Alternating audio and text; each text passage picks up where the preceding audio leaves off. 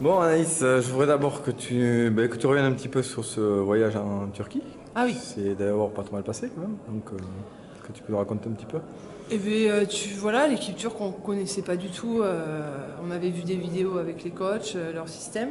Maintenant, voilà, les jouets c'est différent et bon, elles sont un peu toutes naturalisées turques, donc, mais il y a beaucoup d'américaines, dont 3 qui font l'équipe. Hein, de toute façon, elles mettent 20 points chacune.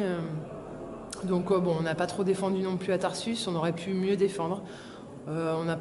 Voilà, je pense que ce soir, par exemple, on a bien défendu, d'où le score 59 pour l'adversaire. Là, Tarsus, elle pouvait mettre 100 points, et nous aussi. Donc bon, c'était pas trop un match de défense. Mais je pense que si jeudi, on est sérieuse comme ce soir en défense, malgré leurs 3 américaines qui sont de qualité, c'est des très bonnes joueuses, on peut passer. Puis jeudi, ça va être ambiance de corrida, ça va être la Louber bis à Mont-de-Marsan, puisque il y a Noé Billette déjà. Donc ouais, vous n'avez pas le droit de... C'est plein. Donc on savait, on avait un peu peur à Tarsus de se prendre 20 points. Parce qu'on s'est dit, voilà, si on fait Nukagay, ça va être dur, alors sachant que ça va être la fête pour les Landais, quoi. Donc bon, je pense qu'on a fait... C'est un bon résultat, moins 2. Je pense que c'est bien de perdre. Au moins, on va devoir aller la chercher. Voilà, de 3 points, ça serait bien, à moins qu'il y ait des prolongations à la fin du match. Mais c'est génial pour la région, pour le basket féminin. Vivre un 8e de finale comme ça et pourquoi pas après passer en quart pour Basketland, on peut écrire une belle page de l'histoire de Basketland. D'accord. Pour aujourd'hui, un match intermédiaire contre Nice, qui finalement c'est pas plus mal de pouvoir faire un petit match tranquille, justement. Donc ça s'est passé. Oui, ça s'est bien passé parce qu'on a été sérieuse en défense. On s'est pas compliqué la tâche, quoi. Voilà, on savait que si on respectait les consignes en défense et qu'on était solidaires, surtout à défendre ensemble, on allait après pouvoir dérouler notre jeu en attaque. Donc on a marqué des points, elles en ont marqué 59, c'est bien, c'est ce qu'il faut. Les adversaires, on doit rester dans ces cordes-là entre 60 et 65. Donc match sérieux mais on savait que c'était bien de faire un match sérieux ici, ce soir, pour jeudi, pour se préparer. Puis il fallait aussi interrompre cette série de défaites, parce qu'après une grande série de victoires, on avait une série de défaites qui commençait à... Oui, c'est vrai qu'on était un peu dans la spirale, mais on y a pensé là, après Bourges, Montpellier, Villeneuve, Tarsus, ça faisait 4 quand même. Donc voilà, bon après c'était pas une spirale non plus, ça nous perturbait pas plus que ça, hein, parce qu'on n'a pas fait de faux pas vraiment. Bourges, Montpellier et Villeneuve, bon voilà, c'est le top 4.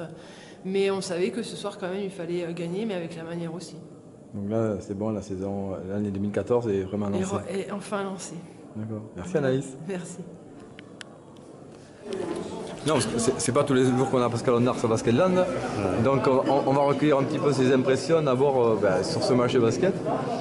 Et puis sur cette ambiance de Saint-Sevé un petit peu, comment ça s'est passé? J'étais surtout venu pour l'ambiance, je ne me suis pas trompé parce que j'ai vu une très très très bonne ambiance. J'ai apprécié un petit peu l'intensité de ce match.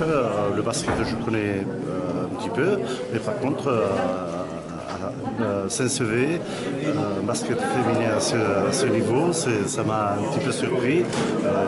Je m'en réjouis que le basket à Saint-Sevé soit aussi reconnu que ce que j'ai vu aujourd'hui. On ne retrouve pas un petit peu à travers cette ambiance de Saint-Sevé, cet esprit du club, ce qu'il y avait autrefois dans le rugby justement, avant que ça passe pro, même si c'est quand même pro ici aussi. Je sais ce qui se passait avant. Dans le milieu du rugby, mais je préférerais davantage que les jeunes d'aujourd'hui connaissent un petit peu ce qu'on a connu avant, cet esprit d'équipe, cette ambiance autour d'un terrain, c'est extraordinaire. Ça m'a rajeuni un petit peu quelques années. D'accord. Juste 2 mots sur le rugby, là, les difficultés actuelles qu'on rencontre, autant le BO que l'Aviron, que le Stade Montois et que l'US Dax, même si on va aller plus loin, est-ce que c'est pas un petit peu contrariant, un petit peu décevant finalement? Oui, c'est contrarié bien entendu, mais bon, c'est les grands sports. Disons que quand on fait du sport à un certain niveau, c'est vrai que c'est un petit peu compliqué de rester toujours au même niveau. En ce qui concerne le Biarritz Olympique, bien entendu, c'est avec un petit pincement au cœur aujourd'hui que je peux vous dire. Aujourd'hui, j'étais au centenaire du Biarritz Olympique, et malheureusement, par rapport aux résultats qu'on a, on est contraint à descendre d'un cran, mais bon, moi-même en tant que joueur, j'ai connu ce niveau-là. En 89, on était descendu en groupe B. On s'est requinqué 3 ans après, on était au Parc des Princes. Aujourd'hui, c'est le Stade de France. Bon, mais de toute manière, je pense que le Biarritz Olympique a un très grand président et c'est peut-être reculer pour mieux sauter. D'accord. Merci pour ça, en espérant vous revoir à Baskeland, pourquoi pas, et ce sera toujours un plaisir Avec de vous plaisir. recevoir. Avec plaisir. Merci Pascal. Merci.